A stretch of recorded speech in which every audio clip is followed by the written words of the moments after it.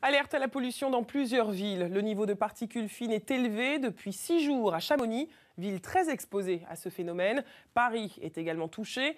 Les recommandations, réduire la vitesse sur la route et limiter les activités extérieures. Frédéric Badard, Marc Pironnet et Franck Georgel. C'est une brume inquiétante qui stagne sur la capitale. L'air est pollué par les particules fines, des substances issues de l'industrie du chauffage et des véhicules diesel.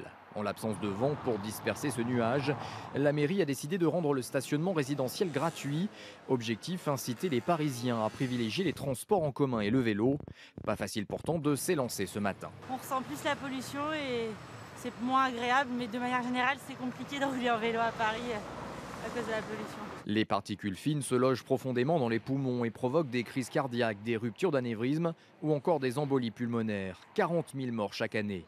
Et Paris n'est pas la seule grande ville concernée. Marseille serait même la plus polluée par ces microparticules, suivie de Lille, Lyon, Nice, Grenoble, Lens, Douai, Paris, Rouen et Strasbourg. Des épisodes qui peuvent durer.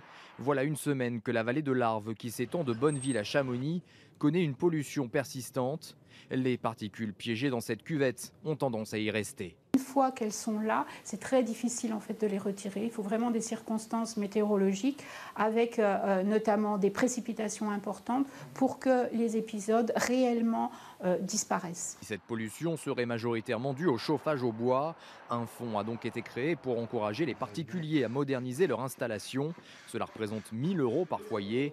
Reste le problème du trafic routier. Chaque jour, 2000 camions transitent par le tunnel du Mont-Blanc. Ce n'est pas une interdiction des poids lourds qu'on demande, c'est un transfert vers le rail d'une partie du transport de marchandises. Et puis quand on est vraiment en pic de pollution, il faut ne pas leur permettre de circuler pendant ces gros pics. Associations et élus locaux demandent au préfet d'appliquer un arrêté signé en juillet dernier. Il prévoit d'interdire temporairement la circulation des poids lourds les plus polluants. Une mesure qui n'a pour le moment jamais été mise en place.